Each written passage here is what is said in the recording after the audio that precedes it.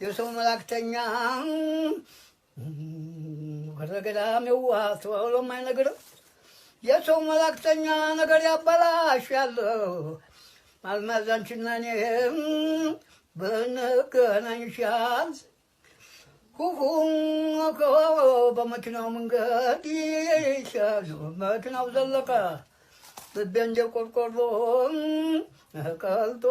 አለቀ ወንዴ ኩራን ወይ ሰማሽ አንቺ ዋኻን ወንዴ በናለብኝ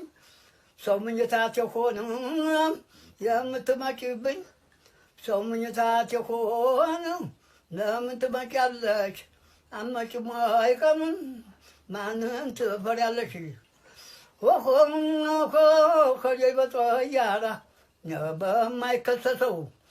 ከጀይ በመኪና በማይመለሰው እሺ ጉንብስ ብዬ ባላፈሰው አንበጣነች መጣ ይሉታል ባጀረ የሚወዱትን ሰው ወመዘጀረ እንጀበናን አለሽው ገዳማው ቶለና ማቀበት ቁልቁለት አይችልም ጉልበቴን ተደጃፉሽ ጋራ የሰራል ቤቴ ኮዴና ኮዴጅ በበላው ከአንጀቴ በላት በጠላሁ ቦታ እየተመለሰ ኮዴና የፍቅር ነገር የሚያባክሰው ወነ ከተማ ውስጥ ሆነው በፌስቡክ በዩቲዩብ ልክ እዚያ ምሽግ እንደሰበሩ የሚያሳዩ አሁንም ደግሞ ልክ ትላልቅ እጀባዎች የሚመስል ሰራዊት እያስከተሉ የሚንቀሳቀሱ አካላት አሉ። ነገር ግን በጦርነቱም በውጊያውም ላይ ምንም አይነት ተጽዕኖ እና ይሄን አረጉ ብሎ ለመናገርም የሚያሳፍሩ የምርህን ነው። በፌስቡክ ነበር እነሱ ሲዘምቱ የነበሩት ፋኖቹ። ለመሆኑ አንተ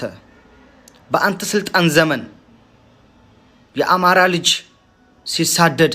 ድረሱልኝ ሲል ይሄ መግለጫ የት ነበር? የአማራ ልጅ በስካባተር እንደ ቆሻሻ ተዝቆ ሲቀበር የት ነበር ያንተ ስልጣን? አንተ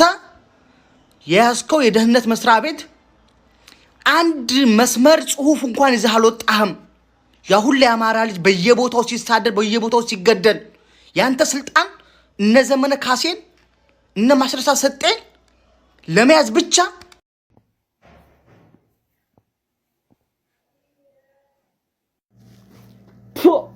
አላበሸቅልሽ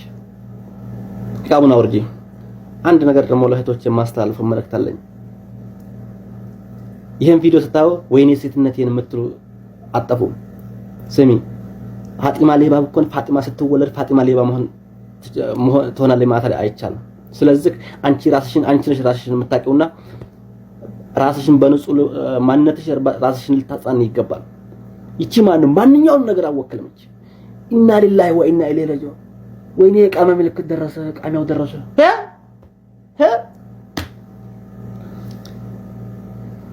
ኧረ በርበሬውን ጨምርብሽ ማረሻውን ይቀረቅርብሽ አቦ ሌላ ምንም አይደለም ወይኔ አውዙ ቢላሂ ሚነሽ ሸይጣን ረጂም ሰላም ውድ የቲክቶክ ቤተሰቦቼ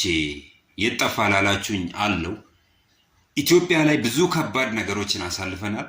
ነገር ግን እኔ አሁን ነው የከበደኝ ሰው በባንዲራ ምክንያት ሲገደል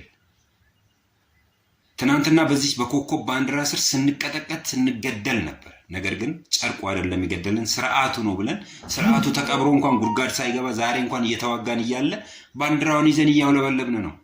ይሄ ልሙጥ ባንዲራ ምንድነው ማን ነው በዚህ ባንዲራ ሰው እየተገደለ ነው ወይ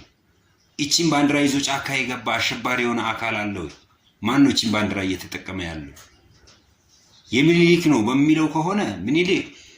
ነጮችን አሳፍሮ እቺን ሀገር አስከብሮ ለትውልድ ያሳለፈ ሰው ነው መጥፎም ነገር ሊኖረው ይችላል ነገር ግን ሚኒሊክ አልፏል ባንዲራዋ ግን የኢትዮጵያ ነች የሚመጣው ማንኛውም መሪ የራሱን አርማ ያስቀመጠበት ያለፈ ነገር ግን አረንጓዴ ቢጫ ቀይ የኢትዮጵያ ባንዲራ ነው በዚህ ባንዲራ ምክንያት ለምንድን ነው ሰው የሚገደለው ለምንድን ነው ህገ ወጥ ሊሆን የቻለው እቺን ባንዲራ ይዘው እኮ በሰው ሀገር ላይ ለሀገራቸው ድምጽ ሲያሰሙ አንድ ቀን ህገ ወጥ ነው ያለ ሰው የለም ዛሬ ምን ተገኝቶ ነው እኔ ይሄ ነው በምንም ተአምር ሊገባኝም ፋኖ እንደ አምባገነን የሚቆጥሩ ሰዎች አሉ ፋኖ ገዳይ አይደለም ህወሓትና ሸኔ ታዲያ ምን ይባሉ ፋኖ ገዳይ ከተባለ ስለዚህ ሁሉም ያማራ ህዝብ እኮ ፋኖ ነው በፋኖነቱ ነው እዚህ ደረጃ ላይ የደረሰ እኮ ድሮ አመራሮችም ቢሆን እዚህ ላይ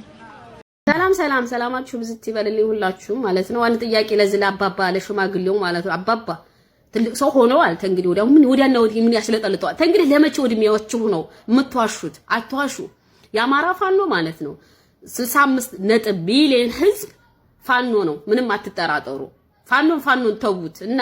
4 አመት ድፍን ወለጋ ላይ እየተገደለ ያለው ለሱ መልስ ስጡት እስኪ ለወለጋ ህዝብ መልስ ስጡት እስኪ ማን ነው እየገደለ ያለው የወለጋን ህዝብ ማን ነው እየገደለ ያለው እህሉን እያቃጠለበት ያለው ማን ነው ዛሬም እኮ ያመረተውን 24 ሰዓት በእግሩ ሄዶ ያመረተውን እህል እኮ ወለጋ ላይ እየተቃጠለበት እኮ ነው ዛሬም የወለጋ ህዝብ ዛሬም እየተገደለ ነው እስኪ ለነሱ ፍትህ ሆኖ እስኪ ለነሱ እውነት ተናገሩ እስኪ እሱን የሚገለው ማን ነው ወለጋን የሚያፈናቅላቸው ማን ነው እስኪ ይወቁት እስኪ ማን ነው እስኪ እነሱን ያዟቸው እስኪ ወለጋ ላይ የሚገሉትን አውሬዎቹን እነሱ ያዙ ሽማግሌ ህፃን ልጅ የሚገለውን ማለት ነው መቼም ፍለፊት የማይታኮስ ነው ሽንታም ስለሆነ ማለት ነው ወለጋ ላይ የሚገለውን ሰው የሚገለውን ማህበረሰብ ያዙት እስኪ ለወለጋ ህዝብ እውነት ተናገሩ እስኪ ስለ አማራ ፋኖ አያገባችሁም አብድን አያገባችሁም ፋኖ መንግስት አላስታጠቀውም ወይ አንተ አላስታጠቀውም ፋኖ የተነሳው በራሱ ነው ደሞዝ የለውም አሁንም ድረስ ደሞዝ የለውም በራሱ እየተንቀሳቀሰ ለኦነት የቆመ ነው ለሀገር የቆመ ለኢትዮጵያ የቆመ 2 አመት ድፍን የተዋጋ ነው ፋኖ ማንንም መጥቶላት ለኢትዮጵያ የተታኮሰላት የለም ሲጀመር ኢትዮጵያ ብሎ አይደለም የተነሳው ጦርነቱ የታወቀ ነው ኢትዮጵያ ተብሏል ኢትዮጵያ 80 ምናምን ማህበረሰብ ነው ያላት ዜጋ ነው ያላት ግን የተባለው ኢትዮጵያ ሊያጠፉ ተነሱ ነው ይሄ አይደለም የተነሳው አማራን ለማጥፋት ነበር ግን አልተሳካም 27 አመት ድፍን ሲዘጋጅ የነበሩት ካንተ ጀምሮ ከባለቤቱ ጀምሮ አማራን ለማጥፋት ነበር ግን አይቻልም ለምን አማራ እውነቱን ይዞ ነው የሚኖረው ስለዚህ አማራን ያስታጠቀው የአማራን ፋኖ ያስታጠቀው ራሱ አማራ ነው ስለዚህ ስለ አማራ ትጥቅ መፍታት አለመፍታት ምናምን አያገባችሁም ማለት ነው ወንድ ከሆናችሁ እናንተ ለኦነት አዳሪ ከሆናችሁ ኢትዮጵያ እንድትኖር ከፈለጋችሁ ወለጋ ላይ የሚገለውን ወለጋ ላይ የሚያፈናቅለውን ወለጋ ዛሬም እየተፈናቀሉ ዛሬም እየተገደሉ ነው ያሉት ሽማግሌ ህፃን ልጅ እየተገደለ ነው ያለው እነሱን የሚገሉትን ያዙ ስለሌላው ግን አያገባችሁም እኛ ህይወታችን ሁላችንም እስከምናልቅ አለን ማለት ነው ስለዚህ ለወለጋ መልስ ስጡ ወለጋ ላይ የሚገለውን እሱን ትጥቅ አስፈቱ የሚሆነው ማለት ነው